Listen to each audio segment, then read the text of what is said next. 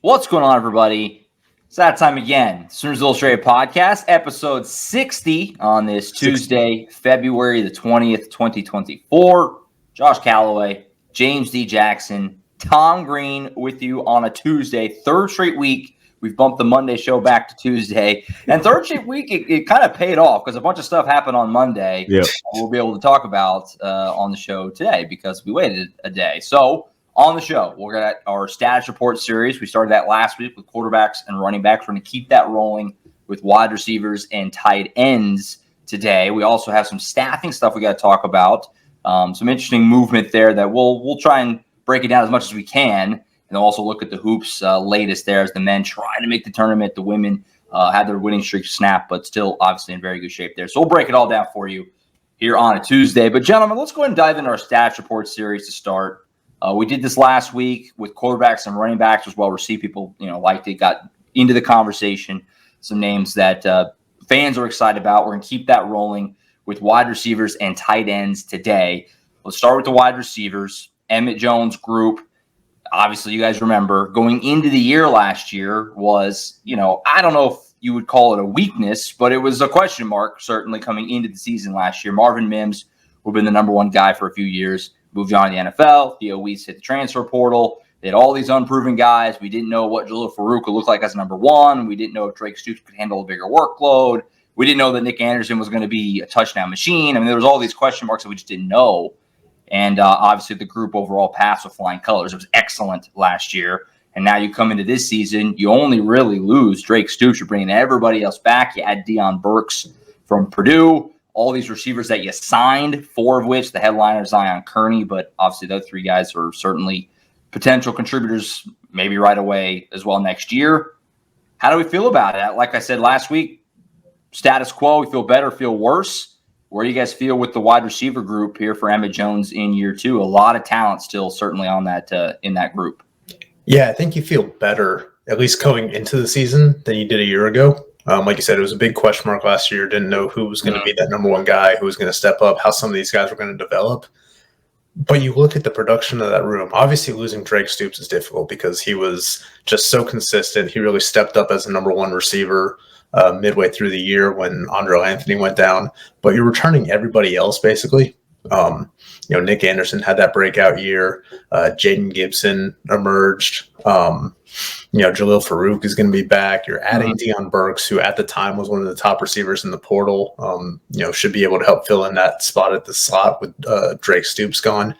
And then you're getting Jaquez Petaway in year two. He's a guy who, we saw early on and clearly had a pretty good rapport with Jackson Arnold.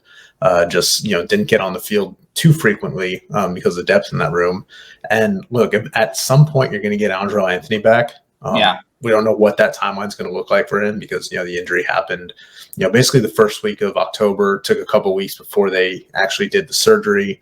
But, the timeline for an ACL tear like that, it varies. Everybody's different. Everybody heals at a different rate. But it's an injury that, heals a lot quicker than it did even a decade ago, just because of the advancements in medicine. Sure. So you're feeling really good about this room. And that's without even looking at what they're bringing in with that 2024 class. Like you said, Zion Kearney, Ivan Carrion, Zion Reagans, KJ Daniels. I mean, it is a deep room. And look, it's a lot of weapons for, Jackson Arnold and Seth Luttrell to work with. So, I think you feel really good about that position going into this year. Yeah, I mean, it's like what Tom said. I mean, just losing Drake Stoops is kind of the biggest blow at this point in time. But the rest of that room got better. I mean, we were so low on them going into the season because there were so many question marks of how this unit would, perform in the season. Now that we've seen it and saw that they could perform well, I mean, I feel really well about this unit. I mean, really, really well, especially compared to what we were last year. So as Tom said, I mean, Andre Anthony getting, guys like that back is going to be very beneficial to this team. And Jackson Arnold and Josh and Petaway's, combination that we saw early on in the season, that's a very good sign. I'm glad that they actually got to show that early on and show that those two could be really good together, because maybe you got to find somebody else to replace Drake Stoops, like the connection that, Dylan Gabriel and Drake Stoops had. Maybe that could be Petaway and Arnold. Maybe that could be the thing that they do from now on. So, but having those other weapons on the outside and Gibson and Anderson and all those other guys, I mean, this room is loaded. And then you have the additions as well. I mean, this is we feel really good about this, I think. Yeah, Gab Freeman kind of lingering in there somewhere too. Mm-hmm. Yeah, I think that for me it would be status quo from last year, but that's not a bad thing because the receivers were so good. You lose Drake Stoops, that's a huge blow. We've talked about that at length, throughout the season and since then, as he gets into the draft circuit, and we'll talk about him more, pro days coming up next month, stuff like that. But Drake Stoops was huge for this team. And, in the money downs, that's where Dylan Gabriel and Jackson Arnold in the bowl game where it was always looking. He was always clutch. He was a leader, all that stuff that we all know and fans know. Yep. So losing him is, I don't want to understate it. The talent is obviously more than there with everything that you guys have said. All these guys are back. You bring in Deion Burks. And then year 2 for Petaway, you feel like that he's ready to maybe have more of a workload. It's going to be tough because the room is so crowded, but you feel like he could handle that. And, the freshman coming in, Jalil Farouk is back, and a lot of fans weren't thrilled with the way his season ended with the turnovers and, the fumble against Kansas and some drops and stuff like that. But I'm still a huge fan of Jalil Farouk, and I think he's going to have a bounce-back season. The room is loaded, like we said. It's going to be a major strength next year. You can rotate. How many deep? 6, 7, 8 guys deep if you want. Yeah, that's a big thing. That's a big reason why I'm higher. Just so many more options now that you could really be comfortable putting out there and not be questioning the coaching staff. What is he doing in the game at this time? It's not going to be that situation. I feel like you can throw a lot of those guys out there at the beginning of the season, really figure out who's going to be the top of the top to go to ride through the SEC. What do we think? I'm curious to see how deep they actually go. Yeah, you're probably not going to play more than 6 guys. You want to be too deep at each spot. Just schematically to be able to keep guys fresh. We know Nick Anderson's going to get his share of looks. We know Jaden Gibson's going to be a guy. We didn't even mention Brendan Thompson. Yeah, there you go. It's tough, man. It's tough. It's a lot of skill back there. I knew somebody would get forgotten. Yeah, yeah, unmatched speed. He's going to be a guy that is going to be that deep ball threat. Now that he's going to have a full off season with the program, hopefully that hamstring injury doesn't pop up again because it is something that was it a hamstring with him or was it a? I think so. Yeah, it was like a hamstring situation. Yeah. Yeah, if he can stay healthy, he is a deep threat, home run hitter guy. But yeah, wait, are we talking about the bowl game? No, I mean, just bowl game. I think it was concussion, right? Yeah, bowl game was concussion, but I think you're right. He was dealing with another injury. Yeah. And I know he had a hamstring injury from his time running track at Texas. Mm-hmm. So those soft tissue injuries are things that pop up. We saw that happen with Nick Anderson during his first year, and it kind of derailed his first year before he broke out last year. But if Brandon Thompson can be healthy, if Andrew Anthony returns, early in the year and is healthy, they just have a wealth of options in that wide receiver room. It's just going to be interesting to see, how they find the snaps and the targets for all those guys. Yeah, because that's what I was wondering with, assuming Angelo Anthony's healthy week 1, which is kind of a big assumption, but let's for the sake of this, say he is. Who starts? Because you feel like you have to start Farouk, you have to start Burks, you have to start Anderson, you have to start Anthony, but you can't start them all. There's two. That's not enough spots. So that's gonna be a fun one to watch out spring and obviously into fall camp because it's all play, they all rotate in. But who's you think Burks? You think Burks is a guaranteed starter at this point? Probably. That's the thing. I don't we don't know. Well, here's the thing: is Jalil going to move inside the slot? Because I know he said during bowl practices that was an option that he if he came back, there's a chance. I probably would because then the slot position is basically between him and Burks, and you have Jaquez Petway who can play there too. Mm-hmm. That one is a really interesting competition. Clearly, Nick Anderson's going to start on the outside. If Andrell Anthony is healthy to open the year, you'd like to think that he is the other starting receiver on the outside. Then you rotate in Jaden Gibson, you rotate in Brendan Thompson, and try to find spots here and there for some of these freshmen. Especially early in the year in non-conference play, I think those guys will get some more run, chance to develop. But the one that's just really interesting is that Drake Stoops role, who's going to step in, because Jalil Farouk might naturally be a better slot receiver than he is an outside guy, just because of some of the things he can do. Deion Burks didn't play slot all the time at Purdue, but he's a prototypical slot guy. I'm you go out and get him to replace a Drake Stoops. So I'm just really curious to see how that role in particular just really shapes out. The options are there, obviously, and the talent, that's not going to be a problem. It's going to be just kind of figuring out the pieces, how they all fit together. It's going to be fun to watch throughout spring. I think whenever we get those open practices in spring, it'll even seep in more whenever they're doing the drills and the quarterbacks are throwing, like, good gosh, they're 3 deep at every spot with guys that you feel like could do the job if they need them to. Emmett Jones has rebuilt that room. It's insane. In the short time he's been there, through the portal, through recruiting, and then developing guys who are already there, like Gibson and Anderson. It's been nuts, the job he's done. It's gonna be a fun group to watch. Tight ends. Hold on, before we get there, I want to point out, I mean, it's gonna be so much pressure on these guys that are even starting, like, because like the guys behind you can be just as good in certain situations. So like if you make an error or a mistake, like say a fumble here or a drop pass, like that could alter you for quite some time, because the next guy can come on and get hot and you're on the sideline. So it's just like, this is a good situation to be in, like as a group, because there's so much depth that it's going to make everybody better, because you can't have those laps. You can't have those moments where you're not doing everything right. If you don't block correctly on assignment, that could bring you out. You know what I mean? So like the group is really good. I think that points a lot to it. I felt a lot about that when I was, playing baseball and things like that. And, there's just having guys behind you that can be just as good. You really got to step up. You can't take it for granted. I know it's Oklahoma. You should do that anyway, but I'm telling you, the mental part of it is going to be there now. Sure. Tight ends. Obviously, disappointing group last year. Probably the weakest position group on the team. Got basically nothing in terms of, actual volume stats, catching passes, getting in the end zone. 2022, obviously Brent Venables' first year. Braden Willis had a career year. He's in the NFL now, playing some kind of spot duty for the Niners, but he had an all-time season. They brought in Austin Stogner seemingly to fill that void, and it just didn't work for whatever reason. I don't know. It didn't end up working out. Caden Holmes was hurt all year, so he never played. He is back. Jason Llewellyn barely played, if at all, and he portaled out. Blake Smith portaled out. He was brought in just kind of be a blocking option anyway. He had that touchdown real early in the year. I mean, not expect to be. And so just overall, they didn't get much of anything. Now this year it looks much better. They were aggressive in the portal. Jake Roberts comes in from Baylor. Bauer Sharp comes in from Southeast Louisiana. And then, of course, they signed Devon Mitchell, the, superhuman, if you've ever seen him, play or just even walking around. He's not built normally. Where do we stand with the tight end group? Caden Holmes, like I said, also back. So those are kind of your 4 starter candidates probably. This group can only improve. I mean, so that part of it is, I think, a given. But I guess confidence level overall that it's going to be different this year than opposed to last year. Will it be more like 2022 or more like 2023? That's the question right now with this tight end group.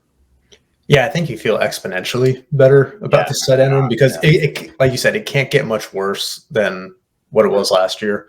They just did not get enough out of that position. Austin Stogner, for as good as he was during his first stint in Oklahoma, just wasn't the same player this time around. And I think a lot of that is just, he didn't have the explosiveness and kind of the mobility that he had before his knee injury earlier in his career. But you're bringing in Jake Roberts, who's got experience in Seth Luttrell's offense and excelled in that. And obviously, has played some big time college football at Baylor. You're bringing in Bauer Sharp, who, he's a converted quarterback, but he's a guy that a lot of, programs were high on with his development after he switched to tight end. And he's a guy that he can give you a few things. Maybe he can be a wildcat package type of guy, be that belldozer instead of trying to run Jackson Arnold up the middle and short goal line situations. And like you said, Devon Mitchell, he's a physical freak, guy that reclassified from the 2025 class to 2024. So, he's, clearly ahead of where he should be in, just in terms of his age and in terms of his development. So I'm curious to see how quickly he comes along. But I think you feel a lot better about, the guys that you're bringing in compared to what you've lost. And also just the fact that, hey, Seth Luttrell was an H-back. Joe John Finley was a tight end. Now he's the co-offense coordinator. Those guys having more control of the offense, I think that role is going to be, kind of put it at a premium. There's going to be a little bit more emphasis on that, especially like they're not going to change the offense drastically. It's still going to be kind of similar to what they ran last year. Seth Luttrell is going to have his own twists on it and what he likes to do. But I expect this to be a little bit more of a hard-nosed scheme where you're going to need the tight ends. You're going to need that kind of H-back position to step in from time to time. And I think that they now have the personnel to be able to do that more effectively than they were able to last year. And that's kind of the extent of my point. I think the tight end position just becomes more valuable now with Joe John Finley stepping up into that role as well. Like a lot of the times last year, it was kind of like when you get in a sticky situation in the red zone, it was like a Drake Stoops screen pass or something like that instead of going to the tight end position. Now, I mean, we talk a lot about, the tight end position not, giving us as much as we had initially thought, but do we really know what the scheme was overall? Like, do we really know, did the coaching staff really just prefer Drake Stoops over, going to a tight end position? Like, this is a more safer play for us because of what Drake Stoops brings to this team. Is that type of situation part of it? I mean, we don't really know. The tight ends, I mean, they were blocking pretty well, I think, in certain spots of the year. Now, they had their lapses that were pretty noticeable when they happened, but when you don't notice a blocking, that means you're doing pretty good. That's basically what it is. So, I mean, obviously, you feel a lot better about this group because the additions you think from the personnel are a lot better than what is subtracting from this unit. That's what you would think. So, I really feel a lot better about it. I mean, and I know I said this against, all the positions that we talked about today, but that's really where the receiving unit is overall for the Sooners this time around. I mean, it's just you feel better about it because of what you saw last year, different coaches coming in to, taking over in the offensive roles and things like that. And you get 5-star tight ends coming in that should be pretty well for OU. I mean, Devon Mitchell looks like a guy that's already, about to go to the NFL. I mean, guy like his size is crazy. Yeah. We saw him, just in camp last year, just walking around. So, I mean, things like that. That's just what it is. I think I feel a lot better about this group, but also you want to look at the scheme of things as well. That's going to change a lot of what this tight end position group could do. Yeah, I think it's fair to say they were disappointed within the program with that position. I mean, I thought it was pretty telling. During fall camp when Jeff Levy was like, oh, we need Austin Stogner to be able to play 80 snaps a game, which is just not realistic for a guy who's, had a history of injuries and, running as many routes and blocking that much. Like, it's hard to play that many snaps. Told you about how they kind of felt about their depth going into the year. Obviously, we saw, other guys mix in. We saw Blake Smith get some run. We saw Josh Fanuel come in. He's a guy that we haven't even mentioned yet. Curious to see how his development continues, as a former basketball player, still getting used to playing tight end. But then you remember mid-season when Brent Venables, during one of his, Tuesday press conferences, alluded to, he didn't name any positions by name, but he said there's obviously a position on this team that they weren't getting what they needed out of. Yeah. And we all, kind of surmise that it's clearly the tight end group because that position was just not producing in terms of, being effective in the passing game. They block well some at times, but, it's kind of hard to assess. We're not, scouts. We're not able to. We don't know the scheme on every play. We don't know the blocking assignment, so it's hard for us to assess it, with just the naked eye. But it was pretty clear that they were not always thrilled with, the production and the play of the tight end position, and I think that's going to change this year. And I think that's kind of what I'm trying to say. Like they weren't as good, but I don't think you should have expected much based on what Jeff Levy had said earlier on in the year. Like you knew it was going to be thin. So, getting through the season healthy and producing, like basically doing your blocking schemes as you could, because we'd rather go to Drake Stoops at this point in time because we got that option. That's what I'm trying to say. But I did forget about the Brent Venables quote. So, I mean, that could be maybe they did think they weren't getting enough out of that group. So, I don't know. It's kind of one of those things. It's got to be in a better place than it was. I think that's the overall sentiment. I mean, they brought in these guys. They regress. You bring in 2 from the portal and you sign somebody like Devon Mitchell. You're being aggressive, trying to turn things around. And, the X factor is Caden Helms. I mean, who knows? I truly do believe he was going to factor in last year if he had been healthy, and he did. He wasn't. Obviously, he never was able to get out there. Jason Llewellyn portaled out. So Helms is the guy that left from that class 2 years ago. This will be his 3rd year now. You feel like if he's healthy and doing his thing, he's a good pass catching tight end. There's some potential for him to kind of be a little bit of a burst onto the scene type of a player this year. But we'll see. It's gonna be fun to watch. We'll see what they all look like here coming up. Spring ball is really approaching quickly. We're just a few weeks away. Excited for that. It's good to see some of these guys, all the new guys, which there's a lot of new faces like there always is. And so that's coming up very, very soon, and we'll get a chance to get a look at some of these dudes. So that's it for this one. We'll be back next week to continue the stash reports. We'll do offensive line, a lot to talk about there, and defensive tackles next week as we start to shift over to defense. A few more of these, and then it will be time for spring practice here. Like I said, no fullbacks, man. No fullbacks. Can't throw a fullback in there. They don't have a fullback on the team, so that'd be hard to do. I know it's a crazy part of college football. The way it's like tight ends, the fullback. Yeah, it's the same thing. Using the same but way. Yeah, I can't wait to see what the comments say pretty much about this discussion. I mean, it was really good last time we talked about this stuff, so really excited. Especially, I want to see the votes on the Monday or Tuesday pod, because I think at this point in time we got to see what they think.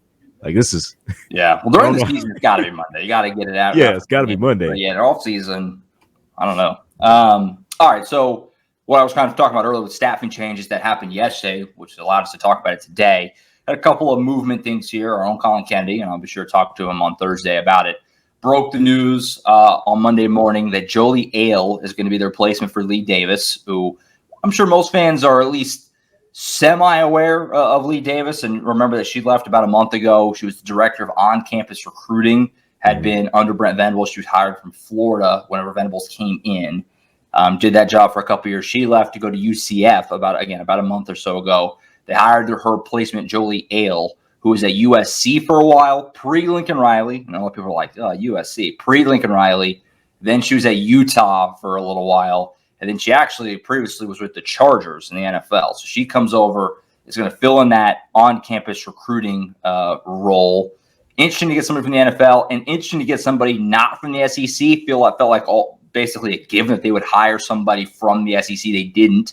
So we'll see how that goes. And the other news, our own Matt Zenitz broke that J.R. Sandlin, who has been the director of recruiting and player personnel, stuff like that. Most fans, again, are probably mostly aware of him, or at least have seen him around.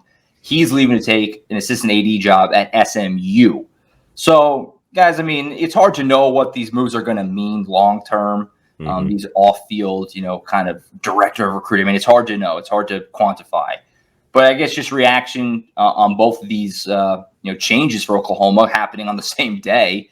And we'll see what direction they go to bring in somebody to replace Sandlin. And it's interesting times, I guess, when you're making these moves, right now here in late February. Yeah, on the Sandlin front, I wasn't too shocked. Like, I didn't see this coming, but I wasn't shocked that he got a different role, because we had heard earlier in the offseason that he was a guy that, maybe wanted to get back on field coaching. Obviously, he at Jacksonville State before he got to Oklahoma. He was involved with recruiting, but he was also coaching tight ends. Had heard that maybe Mississippi State, following Jeff Levy over there as a potential on-field guy, was a possibility. But you look at the changing landscape of college football right now, and these GM positions are just so coveted. You're seeing more and more schools do it. They've been around for probably 5-6 years, I think, is when they really started popping up. But now, everybody is seemingly adding a GM. So for him to be able to go to a power conference school, SMU, obviously joining the ACC, right? And then the conference line is got my last up, but SMU is going to the ACC, I believe. Yeah, ACC. Yeah. Yeah. So to be able to join a power conference school as a GM and add a assistant athletic director title to that too, it's obviously a bump in title and probably a bump in role and salary for him. So the fact that he made that move wasn't too surprising. But I am curious to see kind of how they feel that, because we've heard certain things about how Oklahoma's kind of addressing the GM role. We talked about that some on our board yesterday. Josh, if you want to touch on that a little bit. And then the Jolie Ale hire you mentioned, like, we don't know how this is going to pan out. Clearly she has experience doing this job at power conference schools, at USC, at Utah. I'm curious how the NFL experience is going to kind of play into this, because she was doing community relations, which kind of, when you think about it, goes a little bit hand in hand with what you're doing as a director of on-campus recruiting, because you're setting up all these official and unofficial visits. You're kind of helping, be a liaison for these players when they are there visiting. So I know it's a lot of the same skills. I just don't know kind of how that is going to, parlay into what she's doing in this job and whether it's going to be a great hire or not. But clearly she's someone that, Brent Venables and, the people that he consults with felt good about to fill that role.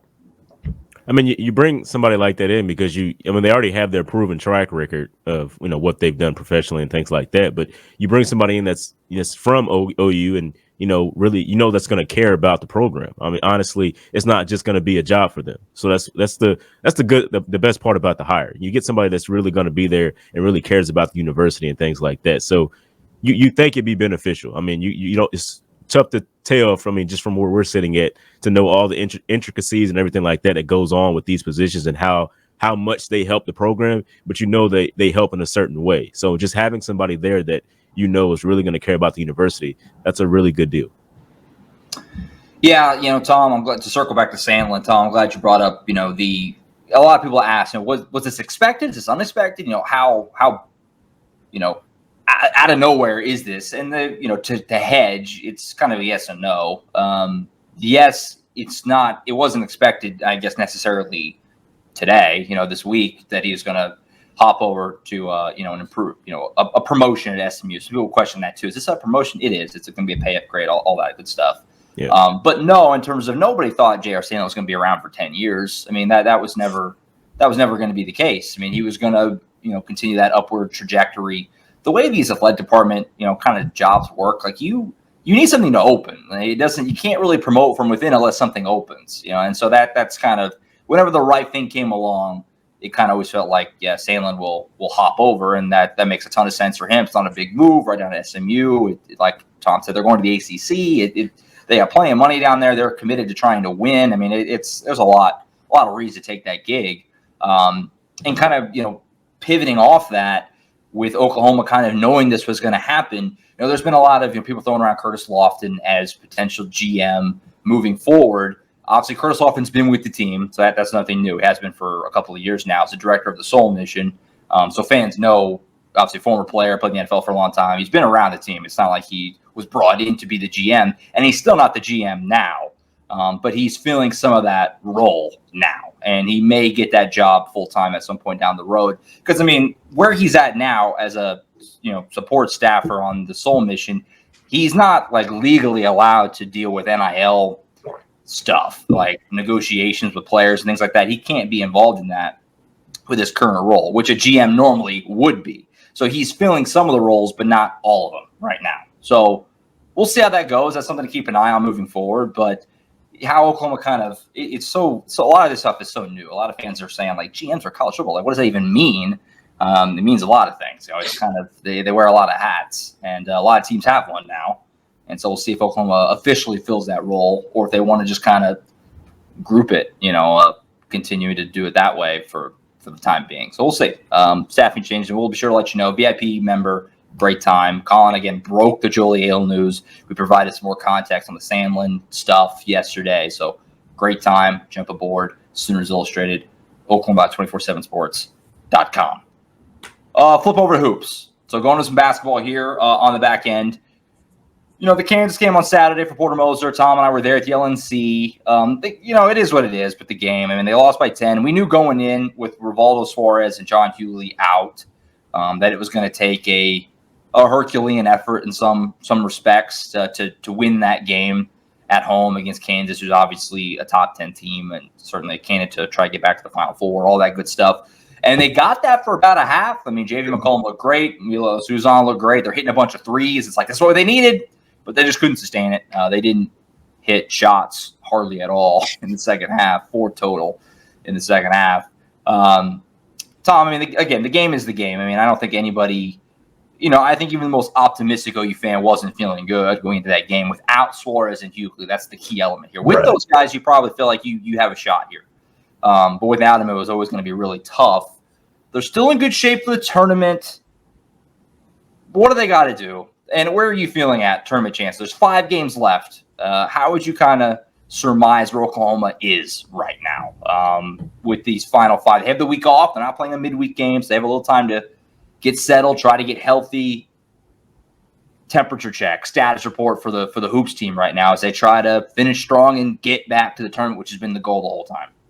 Yeah, I mean, they're still in a pretty good position. I think T-Rank right now has them at an 87% chance to earn an at-large bid, which is only a few percentage points down from where they were before losing back-to-back games. So it's not like, they weren't expected to win either of those games. I think the Kansas game was a little bit more of a coin flip just because it was at home. Kansas had some uncertainty with injuries, but obviously Oklahoma's injuries played a pretty big role in that.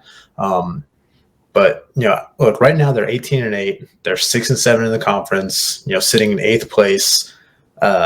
Most, bracket experts think that the Big 12 is going to get 9 teams in. So Oklahoma is still, right there in the thick of things.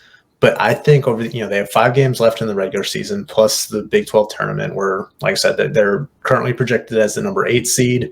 I think they would open against Cincinnati, which would be a favorable matchup for them at this point. Team they've already beaten on the road, team they're going to play again at home. But I think for them to really feel comfortable and not be sweating bullets on Selection Sunday, I think they need to get to that 20-win plateau. That's kind of always the nice round number to feel good about your season and your NCAA tournament prospects, especially as a Power 6 program. And you look at the schedule. Look, Oklahoma State this weekend. That is a winnable game. It's a team you beat already. It was a rock fight. You kind of had to strap that one out at home. I know that one's always a little bit different on the road, and Porter Moser hasn't had the best record of success against Oklahoma State. But it's a game that is very winnable for this team, especially if they can get Rivaldo Suarez probably seems more likely to be able to go this weekend than John Hughley, because we're still waiting to find out, the extent of his injury, even though Porter Moser said they don't believe it's going to be long-term. They were still doing some more testing to see how quickly he might be able to get back.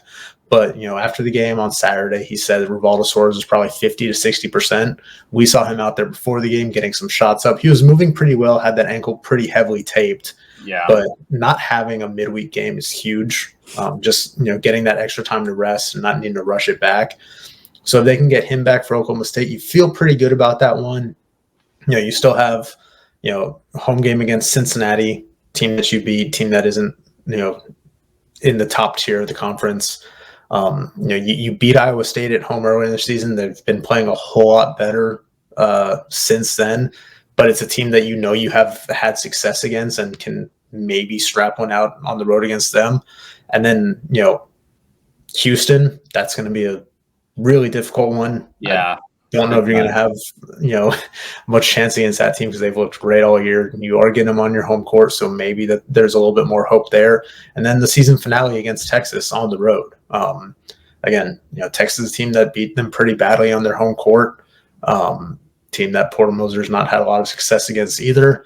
But it's your biggest rival. It's the last game of the regular season. Depending on what's on the line, we'll see what what Oklahoma can kind of muster, from deep within to kind of get it across that finish line. But if you can get to 20 wins before the Big 12 tournament and then maybe win a game in Kansas City, you're going to feel so much better about, your outlook on Selection Sunday than you do if you just limp to the finish and maybe finish with 19 wins.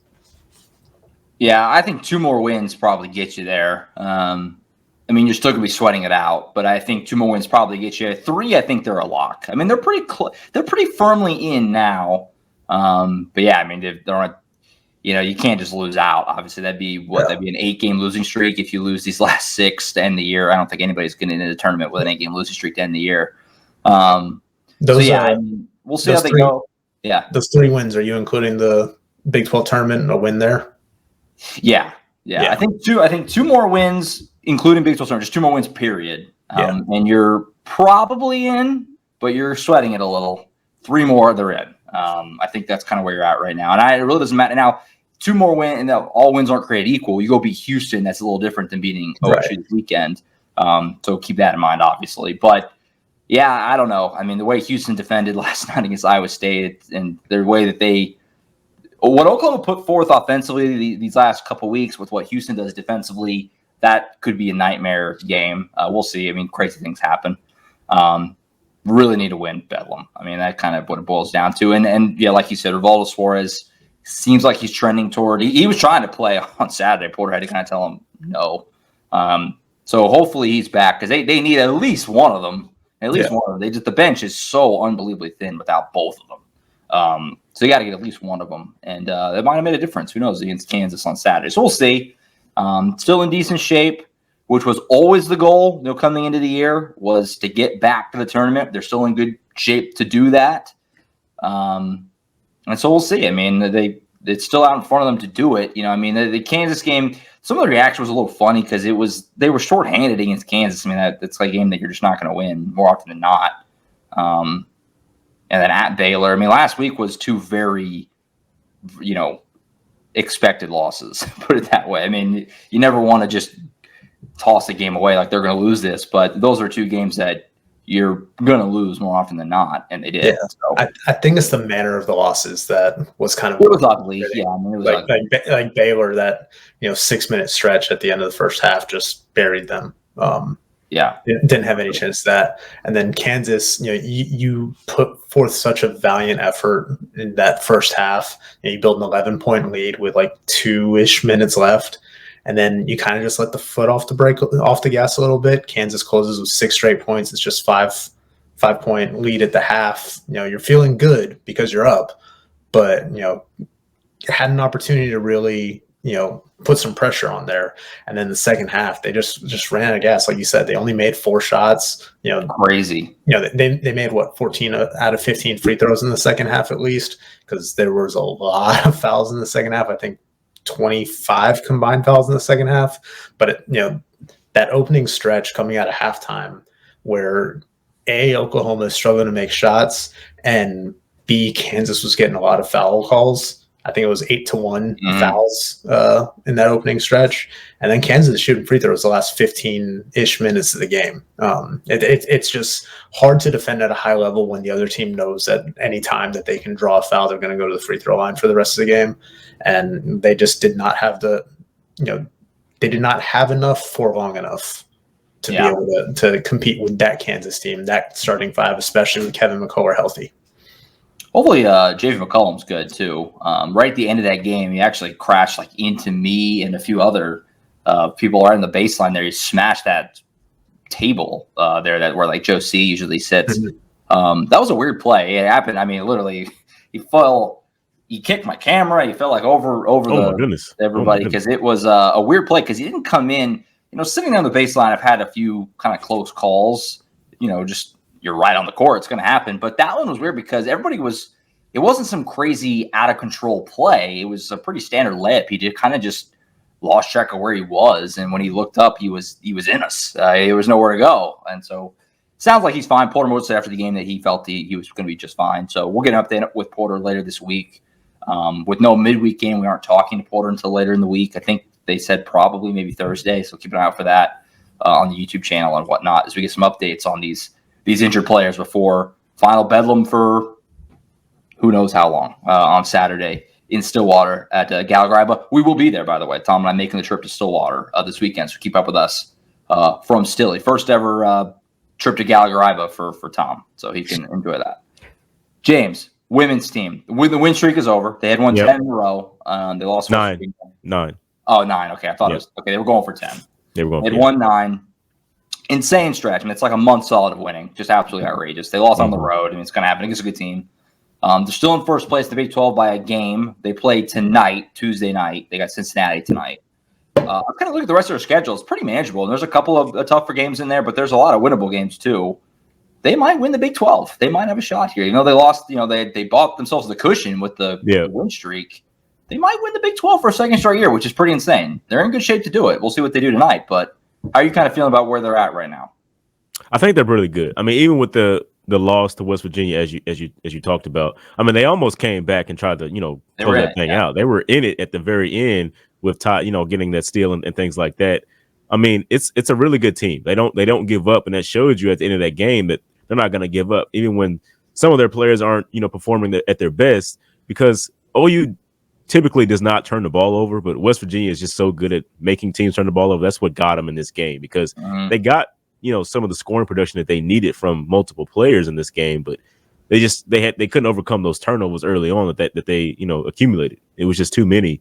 So I mean, like that was out of their character, and that's the main reason they lost this game. So that's what it was. But they continued to fight down the stretch, and that's the most important thing for that team because, like you said, they already had the cushion. So it was just kind of showing each other that they're still going to fight for this, that they're going to go after, and that's big. That's big.